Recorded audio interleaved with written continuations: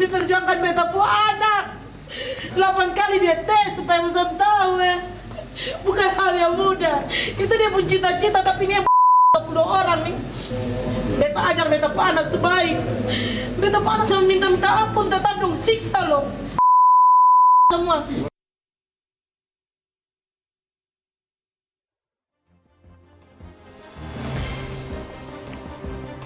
Pemirsa, orang tua mana yang tidak murka? Seorang putra yang dibanggakannya meninggal dunia dengan tubuh penuh luka.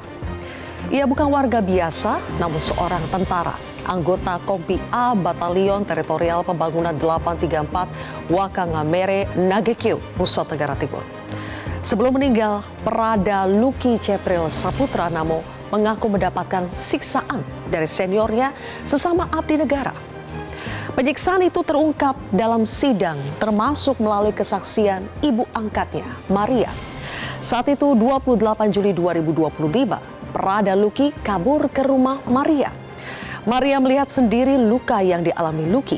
Luki kemudian dijemput 10 orang prajurit. Mama Maria sempat berpesan kepada mereka agar tidak lagi memukul Luki.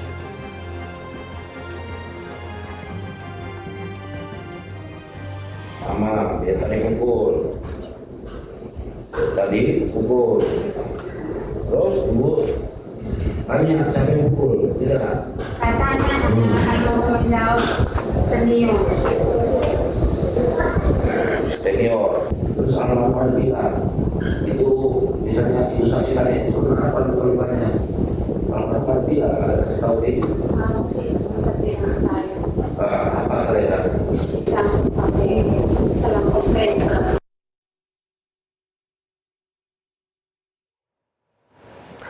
Ruang persidangan menjadi tempat ibu dan ayah mendiang Luki meluapkan sedih dan amarah. Ayah Prada Luki menuntut kasus kematian anaknya dibawa ke peradilan umum agar lebih transparan. Serma Christian Namo menyebut sejak awal penyelidikan kasus kematian Luki bergulir, ia tidak pernah diberitahu sudah sampai mana prosesnya. Kalau selama mulai dari awal itu, dari awal saya cerita untuk kematian Prada Luki dari hari pertama sampai detik ini juga, saya sebagai bapak ayah kandung dan sebagai anggota TNI saya tidak pernah diberitahu. Itu prosesnya dari mana ke mana sampai ke mana, dan pada saat persidangan pun kami tidak pernah diberikan berita acara. Dalam arti untuk dakwaan pun kita tidak tahu sampai detik ini. Makanya kita cuma mengikuti secara langsung aja. Dan kita meraba-raba karena kita tidak pernah tahu. Kalau kita melihat ada yang kurang pas, kita cuma bisa berteriak aja, tidak bisa kita ungkapkan di dalam ruang sidang. Mungkin kita di luar baru kita bisa ungkapkan.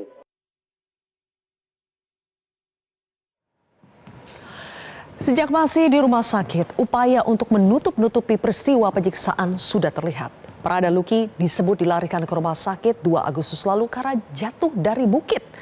Rumah sakit TNI Wira Sakti Kupang tidak bisa mengotopsi jenazah Prada Luki karena tidak tersedia ahli forensik. Dia akan lebih sengsara dari Luki. Beta sumpah, beta taruhkan dia nyawa, ingat baik. Beta taruhkan dia nyawa. Beta gali kembali dia mengkubur, beta pitaruh di orang yang bertanggung jawab. Tanda kata saya.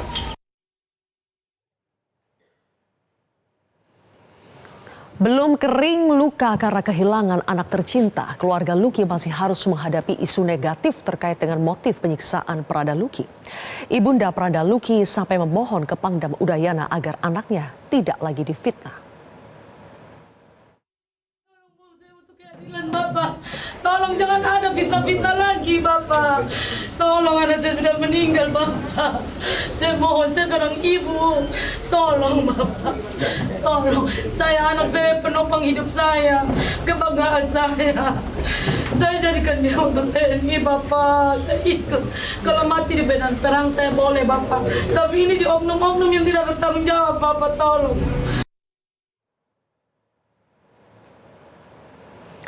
Dalam persidangan militer yang dimulai 27 Oktober lalu ada 22 terdakwa yang diadili, termasuk Komandan Kompi Letu Ahmad Faisal dan 2 perwira lainnya. Salah satu saksi yang merupakan Komandan Peleton, Letda Rodi Setiawan mengungkapkan ia menemukan pesan dan foto yang mengarah ke isu negatif. Namun, auditor militer menyatakan bahwa tuduhan itu tidak terbukti. Pemirsa, kematian Prada Luki karena penyiksaan sadis yang sungguh tidak manusiawi kembali memunculkan kontroversi mengenai budaya kekerasan di tubuh TNI. Kekerasan kolektif berbalut pembinaan kerap menjadi modus penyiksaan. Akankah kasus Prada Luki menjadi yang terakhir? Inilah kontroversi selengkapnya. Keji bully Prada Luki bersama saya Zilvia Iskandar.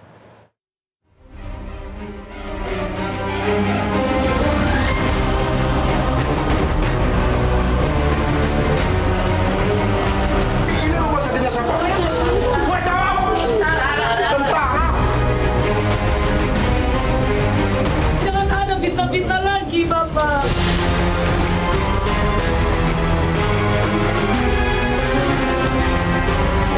Anak saya tidak salah. Kau bunuh. Hukuman mati.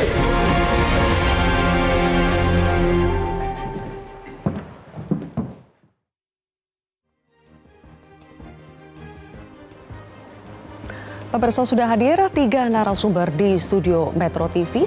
Yang pertama adalah Ibu Sepriana Paulina Mirpe, ibunda almarhum Prada Luki atau yang biasa disapa Mama Epi. Mama Epi, selamat malam. Terima kasih sudah hadir di Kontroversi. Mama Epi, sekali lagi kami dari Kontroversi Metro TV mengucapkan bela sungkawa yang sebesar-besarnya dan terima kasih atas ketegaran Mama yang telah bersedia hadir di studio Metro TV. Kemudian di sebelah kanan kami juga ada Pak Iskandar Sitompul atau Laksa TNI Purnawirawan. Iskandar Sitompul, mantan Kapuspen TNI. Pak Iskandar, selamat malam. Selamat malam. Kemudian juga ada Hairil Halim, juru bicara Amnesty International Indonesia. Mas Hairil, selamat malam. Terima kasih sudah hadir di Kontroversi. Dan juga sudah bisakah disapa lewat sambungan Zoom? Lewat sambungan Zoom juga ada ayah almarhum Prada Luki, Bapak Christian Namo. Pak Christian nanti. Malam. Pak Christian, selamat malam. Yap, selamat malam. Terima kasih Pak Christian sudah memenuhi undangan kami lewat sambungan Zoom. Kemudian juga ada kuasa hukum dari keluarga almarhum Prada Luki, Pak Ahmad Bumi. Pak Ahmad, selamat malam. Malam Bu Sil. Baik. Pak Christian dan juga Pak Ahmad, saya akan terlebih dahulu bertanya kepada Mama Epi ya yang sudah hadir di studio Metro TV pada malam hari ini. Mama Epi, sudah 6 kali sidang kasus kematian Prada Luki berjalan. Mama Epi, apakah fakta-fakta persidangan yang terungkap menurut Mama jauh sekali ternyata banyak hal yang mengejutkan yang terungkap di fakta persidangan dibandingkan Mama yang sudah Mama ketahui sebelumnya? Iya, terima kasih Mbak. Kami mengikuti persidangan dari hari pertama sampai yang sidang ke-6 kali ini. Kami orang tua juga menjadi saksi dari sidang pertama, kedua, ketiga. Para saksi yang dihadirkan, banyak keterangan-keterangan yang muncul itu mengejutkan kami. Ternyata ada saksi yang bersaksi dan diketahui dari keterangan saksi itu dibantah oleh terdakwa, dia juga ikut memukul. Siapa itu, Mama? Itu saksi yang seorang provos itu. Jadi dia sebenarnya harus dijadikan tersangka juga.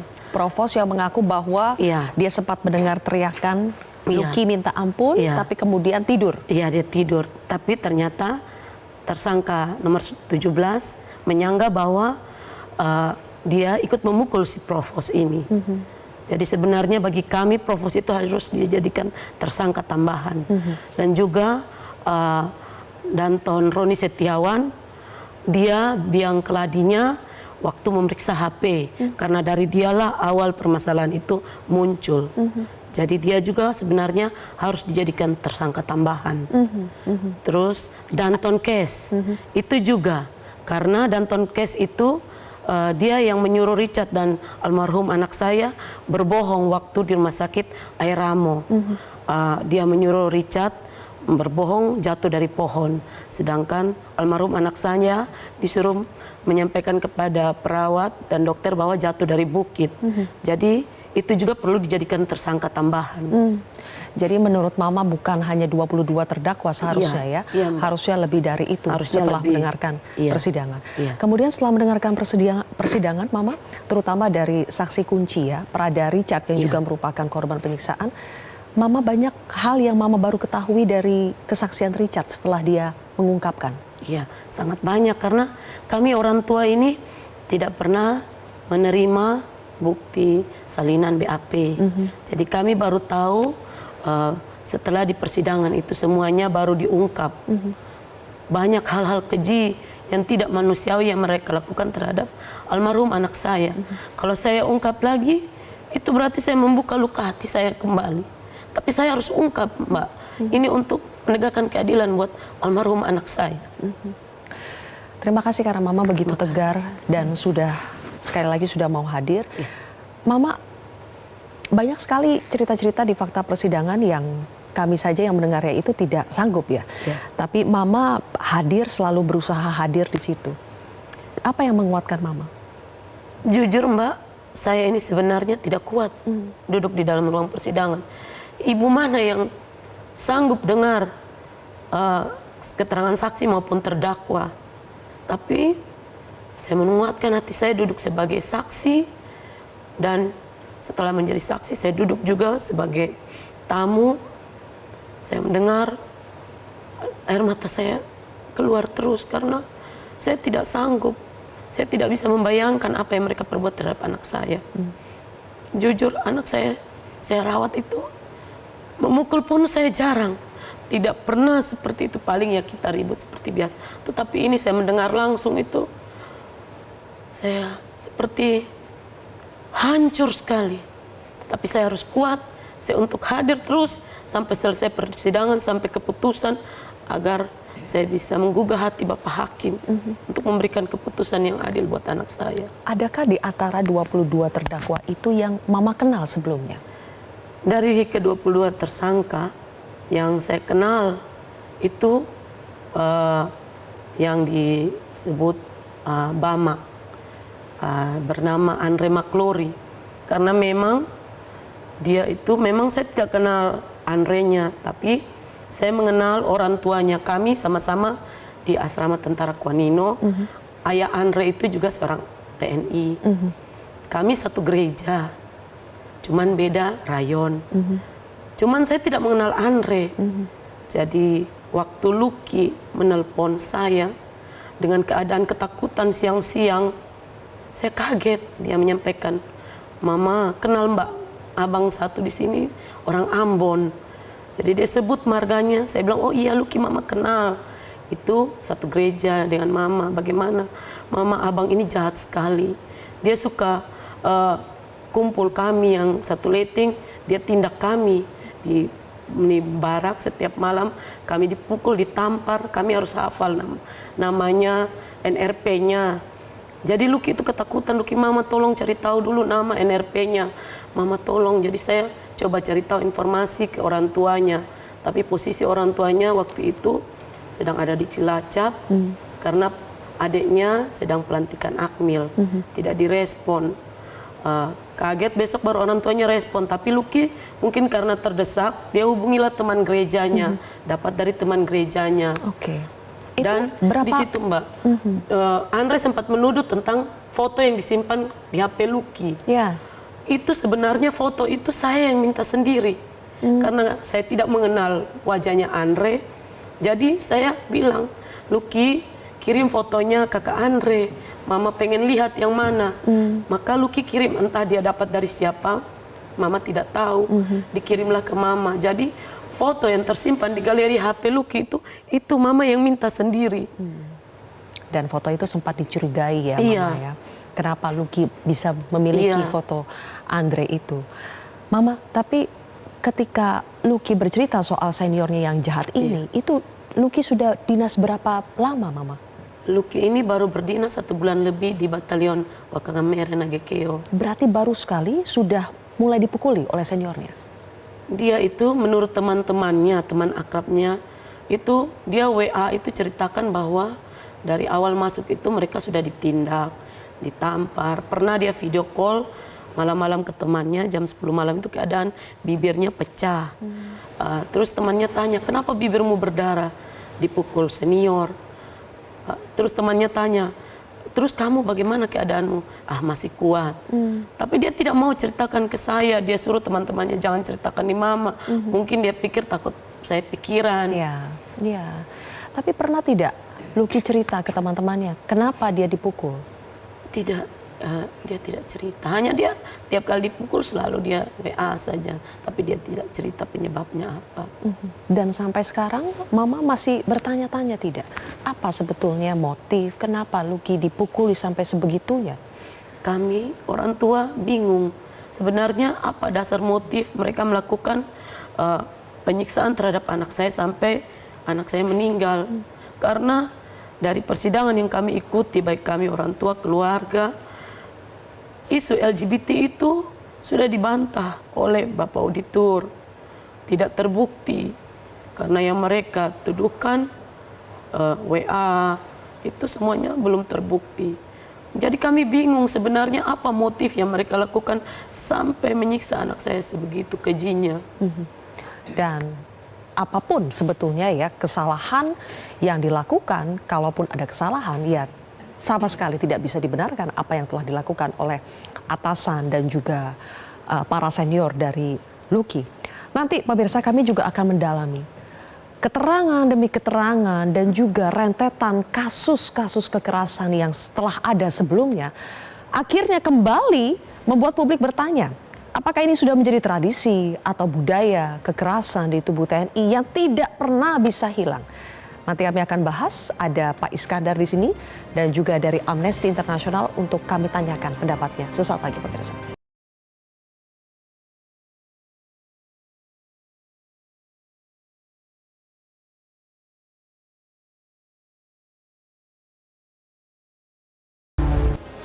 Pak Iskandar sebagai mantan Kapus Pen TNI, Pak Iskandar saya tanya dulu pendapat Bapak secara ke garis besar tentang kasus ini.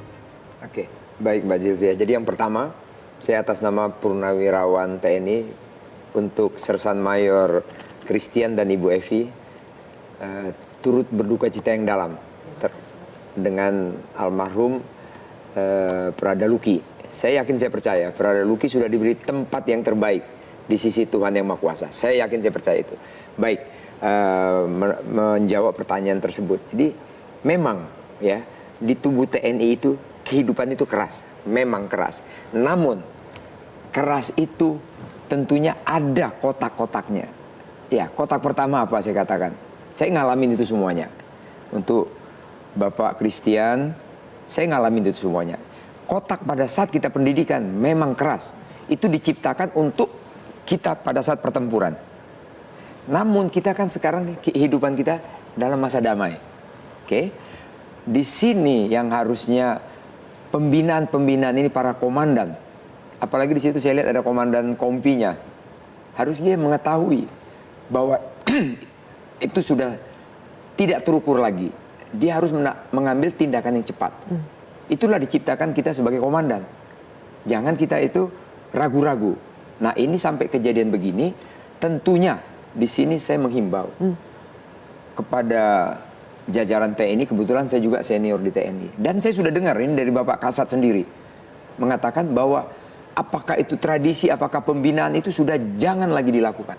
Apalagi ini kan sudah bukan pendidikan lagi. Iya, sudah selesai. Ini itu, sudah Pak. selesai. Ini sudah masuk batalion. Ya. Kita di situ memupuk jiwa korsa. Kita harus kompak di situ untuk menghadapi bila mana tentara itu ada dua menghadapinya. Operasi militer perang dan operasi militer selain perang. Sekarang kan operasi selain perang. Kita harus memupuk jiwa korsa bagaimana kekompakan peleton, kompi, batalion dan lain sebagainya. Nah, ini yang saya lihat tidak tercipta di batalion almarhum. Ada apa? Nah, di sini kita harus menghimbau, tolong auditor benar-benar mengecek atau membedah ini secara tuntas agar ketahuan semuanya apa sih ini, kenapa sampai seperti ini. Ya.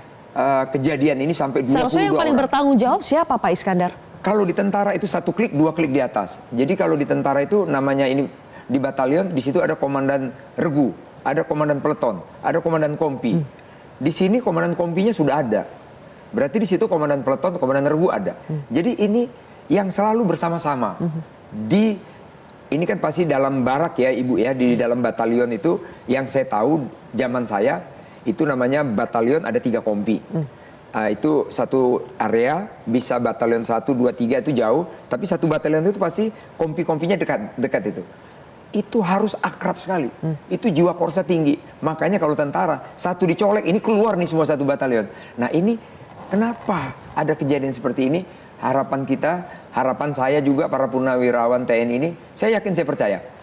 Kalau Kepala Staf Angkatan Darat nonton atau Panglima TNI nonton, akan berharap seperti apa yang saya sampaikan ini, tolong ini dibedah sampai tuntas oleh auditor militer secara tajam. Ini pesan saya. Padahal di tataran elit itu sepertinya narasinya itu sudah sepakat semua. Tidak boleh lagi ada budaya kekerasan yang seperti itu ya. Tapi apakah turunannya ke bawah, jajaran-jajaran di bawah itu sudah memahami, sudah melaksanakan? Itu yang masih menjadi pertanyaan Pak. Nanti kita lanjutkan lagi. Saya ke Pak Christian terlebih dahulu. Pak Christian, sekali lagi kami mengucapkan bela sungkawa Bapak atas kepergian dari Prada Luki. Pak Christian, menurut Bapak siapa yang paling bertanggung jawab atas kematian Luki setelah Bapak mengikuti persidangan selama 6 kali, Pak? Siap, Mbak.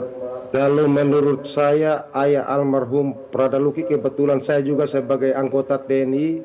Ya. Kalau melihat dari para tersangka itu, di situ yang paling tinggi di ke-22 tersangka itu jabatannya dia sebagai danki. Berarti 2 tingkat di atas dia, 1 dan 2 tingkat. Komandan batalion yang paling bertanggung jawab, baik terlibat ataupun tidak. Tugas dan tanggung jawab garis komando sebagai Ankum dan Yon harus bertanggung jawab. Begitu Mbak. Yang paling bertanggung jawab adalah komandan batalion. Siap Mbak. Di situ ada nama Letu Ahmad Faisal ya Pak ya. Bapak mendengarkan keterangan dari Letu Ahmad Faisal dan dia didakwa tidak mengambil tindakan, malahan membiarkan, Pak Christian. Siap, betul Mbak. Kalau menurut saya sebagai anggota TNI, itu seharusnya komandan, apalagi komandan kompi, dia seharusnya yang memerintahkan. Memerintahkan dalam arti perintah yang benar, bukan menyiksa. Kalau bisa mungkin ada penyiksaan, dialah yang memerintahkan untuk berhenti. Dan di sini di kasus Prada Luki ini, dia menjadi tersangka seorang komandan batalion. Dan bayangkan, seorang Danyon juga tidak tahu dan tidak bertanggung jawab. Harus dihadirkan Danyon, komandan batalion sebagai Ankum, itu harus dipertanyakan. Karena selama sidang 6 kali itu dia tidak pernah ada seorang komandan batalion. Begitu Mbak. Ada 2 perwira lainnya juga Pak Christian, yaitu yang namanya Made Juni, kemudian Singajuru itu. Pak Christian mendengarkan langsung peran mereka ketika menyiksa Prada Luki. Bagaimana Pak Christian merespon ya Pak? Siap. Kalau saya merespon dari Letnan 2 Tarik Singajuru. Letnan 2 Tarik Singajuru ini dia kan jebolan Akmil. Makanya dasar masuk tentaranya dari Akmil. Itu saya melihat di situ dia memakai tradisi Akmil. Saya tidak tahu. Itu tradisi kalau menurut saya itu tidak sesuai dengan pembinaan. Malah di luar batas dalam arti batas kemanusiaan. Karena di situ saya mendengar dari pengakuan korban, saksi dan korban Prada Richard itu, Letnan 2 Tarik Singajuru melaksanakan tradisi Akmil. Nah, di sini saya jelaskan tradisi Akmil itu dengan baju ditutup di kepala dan tidurnya terlentang, tangan kaki dipegang dan menyiramkan air 1 ember pakai gayung secara perlahan-lahan di muka korban berdua dan anak saya meninggal dunia secara perlahan-lahan. Itu ada istilahnya saya dengar kemarin, itu namanya tenggelam di darat. Kalau menurut saya tradisi itu di luar kemanusiaan dan kalau bisa dimusnahkan dan dihilangkan. Itu bukan pembinaan, penyiksaan. Dan satu untuk Letnan 2 Manejuni, kebetulan Letnan 2 Manejuni itu dia asal tentaranya dari Secaba. Dan pada saat saya cabai itu, saya ayah Pradaluki yang sebagai pelatih, saya yang membina dia selama 5 tahun. Dan dia dalam tindakan membunuh anak saya Pradaluki, dia juga terlibat. Dan itu sangat tidak manusiawi. Dengan memakai ulekan cabai. Cabai diulik, baru mohon maaf ditaruh di kemaluan dan di bagian anusnya Prada Richard. Itu dilakukan sebanyak 2 kali. Kalau menurut saya sangat tidak manusiawi. Seorang atasan Danton itu sangat tidak manusiawi. Harus dihukum berat. Ketiga orang ini harus dihukum berat. Begitu, Mbak. Baik. Oke, baik. Pak Iskandar, kembali lagi ke Anda. Kenapa ya Pak bisa sampai separah itu? Mungkin masing-masing membawa tradisi atau apalah itu istilahnya. Mau itu cara akmil atau cara apa. Tapi kenapa sampai ini kalau untuk manusia awam itu tidak terbayangkan Pak. Kenapa TNI bisa sampai sebegitunya Pak? Tadi Serma Christian sudah menjelaskan tadi ya. Memang, tadi saya katakan, pada saat, tadi saya udah bagi 3, pada saat pembentukan, jujur aja, kita memang keras. Namun saya katakan, pada saat kotak kedua, kita ini kan sudah selesai semua pendidikan. Kita harusnya itu bagaimana menciptakan satu kompi itu ibarat teori laba-laba. Satu dicolek, semuanya itu bergetar. Harusnya begitu. Bukan menciptakan, menciptakan gap atau adanya kelompok-kelompok. Kalau saya lihat di sini kayaknya ada kelompok-kelompok. Kelompok akmil begini, ya jangan dong. Malah akmil itu harusnya seorang pemimpin yang jadi pemimpin masa depan nantinya. Tidak boleh seperti itu. Dia dididik, dulu saya didik keras banget. Kalau saya cerita mungkin orang tidak akan percaya. Tapi ya sudahlah, itu kalau di kita itu istilahnya itu kita disumpah. Memegang rahasia tentara sekeras-kerasnya. Udahlah, itu saya bawa nanti sampai saya selesai di dunia ini. Kerasnya minta ampun, karena kita diciptakan untuk, tadi saya bilang, untuk perang. Tapi pada saat kita udah selesai pendidikan, ya jangan lagi seperti itu. Komandan tadi dikatakan sudah. Komandan regu, komandan peleton, komandan kompi. It's okay. Kalau mau komandan batalion juga dipanggil jadi saksi, menurut saya tepat juga. Kenapa? Betul-betul sebagai angkum, itu dia bertanggung jawab juga kepada prajuritnya. Saya juga pernah jadi komandan. Anak buah saya ribuan orang, hampir 1.700. Itu kalau saya tahu tuh semua anak buah saya itu modelnya kayak apa. Tapi bukan saya bantai, saya siksa, enggak. Saya ajak berolahraga. Saya ajak mereka kumpul-kumpul, menceritakan, bagaimana nih kita ini supaya lebih besar. Menjadi kompak lagi. Okay. Nah ini saya juga agak aneh, apa sih sebenarnya kejadian ini, apa sebenarnya. Jadi kalau sampai meninggal anak buahnya, saya bilang tadi, saya juga pernah jadi komandan. Sedih dan kecewa dan tidak bisa dilupakan sampai kalau ada anak buah kita yang mati satu. Ini dari saya. Oke. Mas Hairil, bagaimana Amnesty International melihat kasus demi kasus? Di luar sana kita mendengar ada banyak sekali kasus kekerasan yang tidak terblow up. Kali ini terblow up. Tapi bayangkan bagi mereka yang tidak terungkap kasusnya, akhirnya meninggal dengan alasan jatuh dari kamar mandi, jatuh dari mana, dan itu juga Pradaluki nyaris demikian. Nah, Amnesty International ini melihat ini pola apa? Apakah ini pola yang sudah biasa terjadi, kemudian ketika itu sudah terjadi dianggap biasa dan semua ramai-ramai berusaha untuk menutupi? Oke, pertama-tama kami juga menyampaikan belasungkawa yang sedalam-dalamnya buat Mama dan Serma Christian atas meninggalnya Pradaluki, dan kami mendorong majelis hakim di pengadilan militer untuk menghukum pelaku semaksimal mungkin agar ada keadilan buat Pradaluki dan keluarga korban. Terkait budaya kekerasan yang ada di tubuh militer, itu sejauh dari dulu kita memang sudah menganggap fenomena ini sebagai fenomena gunung es. Jadi puncaknya aja yang kelihatan, tapi sebenarnya di bawah masih banyak.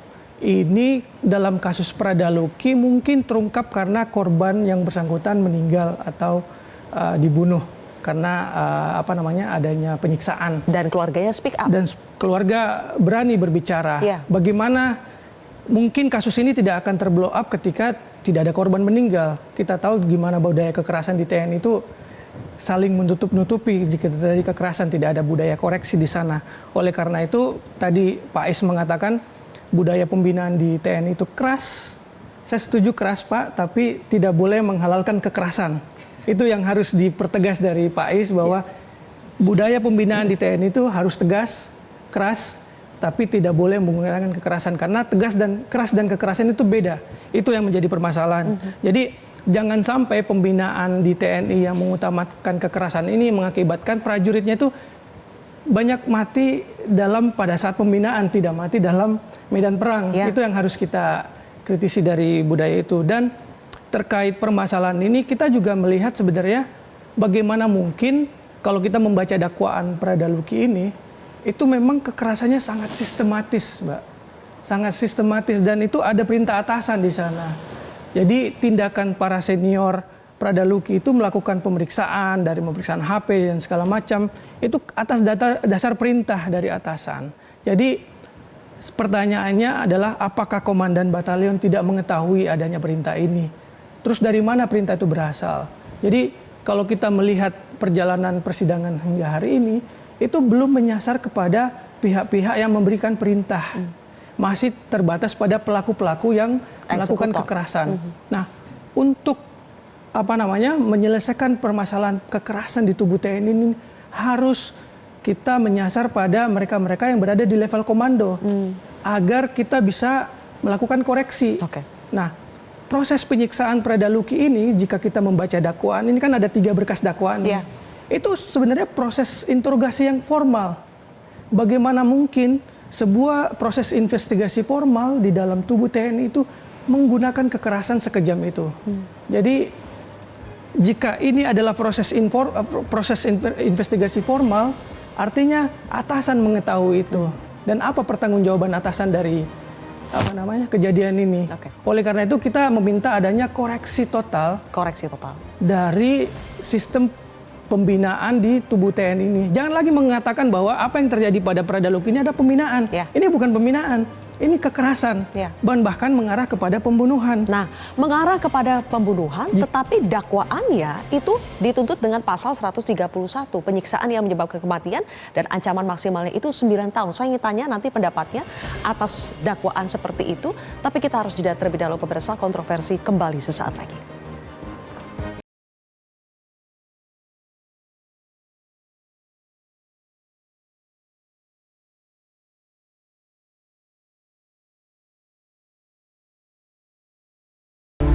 Dakwaan sudah dibacakan dan rata-rata 22 terdakwa ini dikenakan pasal 131 dengan ancaman maksimal penyiksaan hingga mengakibatkan kematian itu 9 tahun, Mama. Ketika Mama mendengar itu bagaimana, Mama? Waktu saya mendengar dakwaan yang dikenakan kepada tersangka pasal 131 yang ancaman pidananya 9 tahun, bagi kami itu sangat ringan. Kami hanya berharap kepada majelis hakim yang terhormat agar bisa memberikan keputusan di saat nanti keputusan terakhir itu benar-benar keputusan yang sesuai dan tepat buat ke-22 pelaku itu. Jika ada tambahan pelaku lagi, kami mohon, kami berharap, kami gugah hati Bapak Hakim yang mulia agar bisa menerapkan pasal dan memang betul-betul yang buat mereka mendapatkan hukuman yang sesuai dengan perbuatan mereka. Kami hanya berharap semuanya dipecat karena tidak pantas mereka memakai baju seragam TNI. Mereka oknum yang tidak pantas dipertahankan dalam tubuh institusi. Masih banyak anak-anak muda di luar sana yang ingin menjadi TNI. Jadi kami punya harapan hanya itu saja, Mbak. Prada Luki saja sampai 8 kali mencoba, Mama ya? Anak saya 8 kali tes. Dan memang itu cita-cita dia. Saya tidak memaksa. Saya hanya support dia. Tiap kali dia tes pertama gagal, saya support. Tes kedua gagal, saya support. Karena bagi saya, jika dia ingin menjadi TNI, dia memang sudah menyampaikan Mama saya pengen menjadi TNI untuk ganti bapak. Jadi saya merasa itu cita-cita dia. Saya mensupport dia sampai tes yang ke-8 kali. Saya support, dukung penuh kepada anak saya. Dan memang saya pengen dia bisa memakai seragam kebanggaan bapaknya. Itu juga suatu kebanggaan kami. Orang tua juga keluarga besar. Tetapi dia pergi untuk selamanya di tangan ke-22 pelaku itu. Pupus sudah harapan kami orang tua, terutama saya ibu kandung. Impian saya semuanya sirna. Jadi saya hancur, Mbak. Sampai saat ini saya tidak bisa mengatakan saya kuat. Karena Lucky itu harapan saya terbesar. Kami orang NTT, anak laki itu menjadi penopang buat kami. Jadi itulah rasa kehilangan saya yang sangat besar. Ya. Dan selama masih hidup memang Mama dengan Lucky sangat-sangat dekat ya? Iya. Mama berkali-kali mengantarkan Lucky ketika tes untuk jadi prajurit ya? Dia tidak mau membawa motor sendiri. Jadi tiap kali dia tes, dia bilang, Mama antar saya. Saya selalu mengantar dia. Kenangan yang paling saya ingat itu pas dia tes kesehatan. Di situ saya duduk di depan trotoar Rumah Sakit Tentara Kupang. Saya menunggu dia sampai 1:30 subuh. Saya seorang diri bersama dengan orang tua dari casis lain. Saya sampai karena ngantuk saya sandar di tembok. Ya. Kodim Kupang, saya tidur di situ menunggu dia. Dan dia datang dengan hasil, dia gugur. Dari jauh dia menangis. Dia bilang, Mama minta maaf. Saya belum bisa bahagiakan Mama dan adik-adik. Saya bilang, Lucky tidak apa-apa nak. Kalau memang Lucky mau menjadi TNI, Lucky coba lagi ya. Karena kegagalan itu batu loncatan buat Lucky untuk berhasil. Dimana Tuhan coba, Lucky harus punya iman, pengharapan untuk coba lagi supaya bisa berhasil. Oke. Itu kisah perjalanan Prada Lucky sampai akhirnya lolos dan sempat berdinas, tapi ya ini pastinya bukan akhir yang diharapkan. Pak Ahmad Bumi sebagai kuasa hukum dari keluarga almarhum Prada Lucky, Pak Ahmad, dakwaan 9 tahun dari kacamata kuasa hukum, itu bagaimana Pak? Halo Pak Ahmad. Iya, baik. Kalau dakwaan yang didakwakan dengan pasal 131 ayat 1, 2, dan 3 itu oleh keluarga korban itu sangat sesalkan karena dakwaannya ringan dan tidak sebanding dengan perbuatan dari 22 terdakwa. Karena perbuatan 22 terdakwa ini benar-benar mengguncang kepercayaan publik terhadap dunia militer. Sementara mereka itu belum memiliki jasa ples pada institusi TNI. Tetapi perbuatan mereka itu sudah membuat luka yang terbuka buat institusi TNI. Oleh karena itu harapan Bapak, Ibu, dan keluarga korban bahwa ke-22 terdakwa itu dihukum berat, plus ditambah dengan hukuman tambahan pemecatan, juga tidak merugikan institusi TNI. Masih banyak jutaan prajurit yang memiliki integritas lebih buat institusi TNI ini. Kemudian yang kedua, dari tragedi yang sangat pilu ini,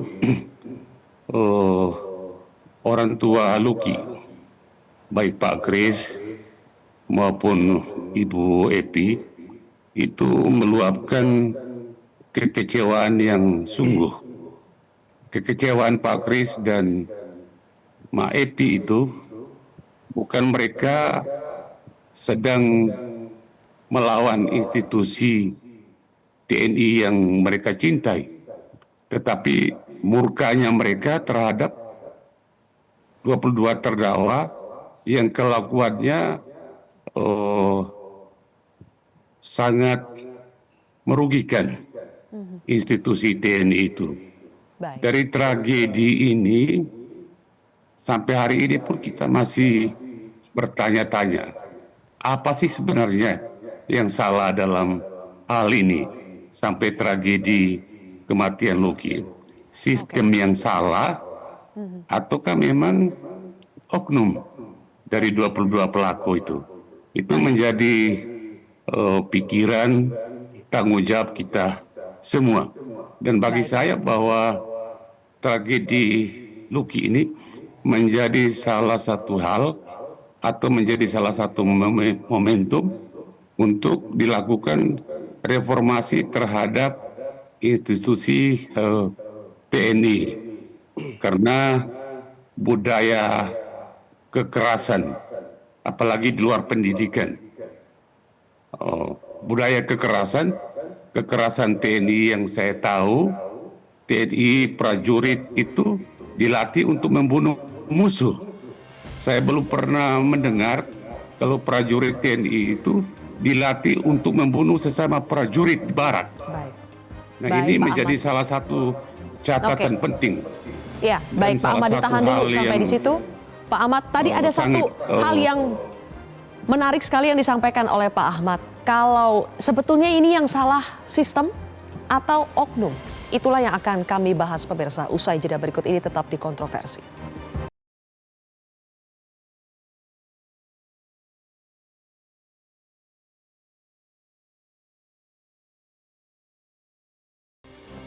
Baik, pemirsa, kembali lagi di segmen terakhir Kontroversi.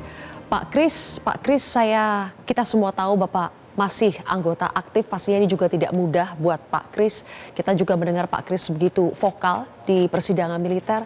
Pak Kris, apakah Pak Kris akan tetap vokal seperti itu di tengah konsekuensi mungkin yang masih ada sebagai anggota aktif? Siap Mbak. Kalau saya mengikuti, sebenarnya kalau untuk saya selama ini saya merasa masih normal. Siap. Karena saya menjunjung tinggi jiwa kesatria begitu. Itu menurut saya masih normal. Untuk saya seorang ayah kehilangan nyawa anaknya, saya normal, masih normal, siap. Jadi Pak Kris juga pernah mengatakan ya, sebetulnya ini bukan persoalan melawan institusi, tapi memang melawan kebiadaban, melawan mereka yang sudah membuat anak Pak Kris meninggal. Siap, itu dari saya begitu. Sering disalahartikan, dikira saya itu melawan dalam arti di tempat saya, institusi TNI itu. Seperti mohon izin saya agak melebar sedikit. Seperti kemarin saya ditegur, diberi pernyataan oleh Bapak dan Rem. Siap begitu, Mbak. Tapi itu tidak menyurutkan Pak Kris ya untuk terus memperjuangkan keadilan buat para Daluki. Siap, mohon izin, kalau menurut saya pelanggaran disiplin itu masih terhormat daripada ke-22 tersangka terdakwa pelaku itu. Itu lebih keji dan biadab. Kalau saya rasa saya masih terhormat. Siap. Pak Kris, masih dengan adanya dakwaan 9 tahun maksimal, Pak Kris masih bisa percaya menaruh harapan pada hasil dari persidangan militer ini? Siap, Mbak. Kalau dari saya kan saya udah bilang dari awal. Pada saat anak saya meninggal, pada detik itu juga saya sebagai seorang ayah, saya bersumpah. Mau pasal yang dipakai pasal 1 sampai juta pun saya tidak permasalahkan. Yang penting ujungnya itu saya cuma 2. Hukuman mati seberat-beratnya dan pecat. Itu yang saya minta, siap. Perjuangkan sampai hari ini ya. Baik kalau begitu. Pak Kris, terima kasih. Pak Ahmad Bubi juga terima kasih sudah meluangkan waktunya. Kita sama-sama Pak mengawal persidangan militernya seperti apa ya. Terima kasih Pak Kris dan juga Pak Ahmad Bubi. Kemudian ke Mas Hairi dulu. Mas Hairi, catatan terakhir.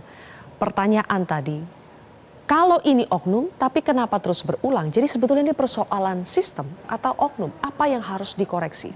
Ini sebenarnya simpel untuk melihatnya, apakah ini oknum atau sistem. Ketika ada upaya untuk menutup-nutupi, berarti itu ada permasalahan sistem di sana. Tapi ketika ini hanya permasalahan oknum, saya kira institusi yang akan menindak si oknum tersebut. Jadi kalau kita merasa ada upaya untuk menutup-nutupi ini, berarti itu adalah permasalahan sistem. Dan itu yang harus dibenahi dalam hal ini. Nah, untuk kasus yang sedang bergulir di pengadilan saat ini, kita meminta juga majelis hakim untuk terbuka terhadap semua fakta-fakta persidangan yang muncul di dalam proses persidangan nanti untuk menjawab apakah ini beneran murni penyiksaan atau ada dugaan tindak pidana lain, mungkin bisa seperti dugaan pembunuhan atau segala macam yang bisa membawa hukuman yang lebih berat yang sesuai dengan harapan keluarga korban.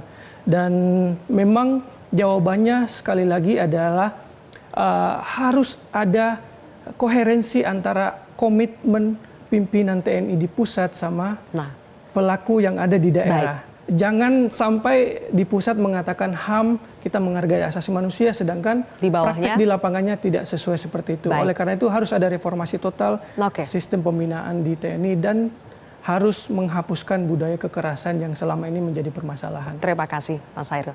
Terakhir sedikit dari Pak Is, apakah masih bisa majelis hakim menjatuhkan hukuman yang jauh lebih berat daripada yang didakwakan oleh auditor? Pada saat saya diskusi sama ahli-ahli hukum nih ya, itu bisa saja. Bisa saja nanti yang 131 berubah. Itu bisa-bisa saja, sah-sah saja. Karena dan harus didorong sampai hukuman terberat kah Pak Is untuk memberikan efek jera? Kalau saya lihat perlu dikasih hukuman terberat kepada mereka-mereka yang lalai dalam hal katakanlah apa pembinaan apapun itu sampai mengambil nyawa seseorang, itu tidak boleh terjadi. Dan saya menghimbau kepada seluruh jajaran Angkatan Darat, Laut, Udara agar pembinaan jam komandan itu diterapkan lagi, dihidupkan kembali, bahwa kita ini mempunyai jiwa korsa yang kuat. Kita harus bersama-sama, kita harus bersatu untuk membela negara ini karena kita adalah garda terdepan. Jangan kita membuat menjadi heboh di media sosial seperti ini. Oke, dan harus saling melindungi satu sama lain ya, Pak Is. Oke, Mama, terakhir harapan Mama, sidang masih berjalan. Mama, apa yang Mama bisa titipkan pesan terutama ke majelis hakim dan juga mungkin pesan kepada masyarakat yang selama ini telah mendukung Mama? Pertama-tama saya ingin menitipkan pesan buat petinggi-petinggi dalam institusi dan buat Bapak Presiden, Bapak Kasat, Bapak Pangdam, 9 Udayana, Bapak Danrem, dan juga terutama Bapak Hakim-Hakim yang mulia yang menangani kasus ini. Bapak Auditor, mohon saya mengetuk hati nurani semuanya. Saya memohon sebagai seorang ibu yang sudah kehilangan anak kebanggaan, anak kesayangan. Saya ingin agar kami, terutama saya, melihat semua pelaku itu mendapat hukuman yang betul-betul setimpal dengan perbuatan mereka. Kami hanya ingin keadilan buat anak kami. Karena anak kami ini menjadi TNI ini, dia ingin membela bangsa dan negara.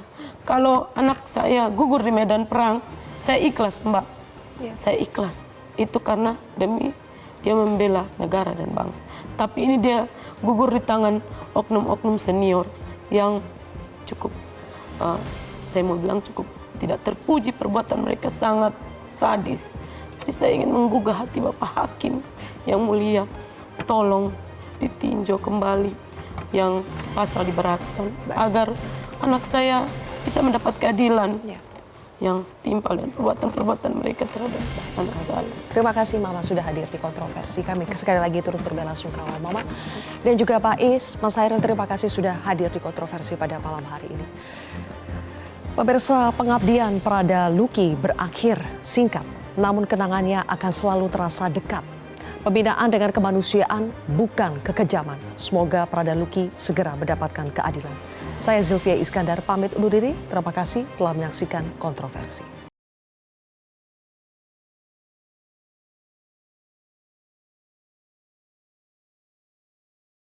Jelajahi cara baru mendapatkan informasi. Download Metro TV Extend sekarang.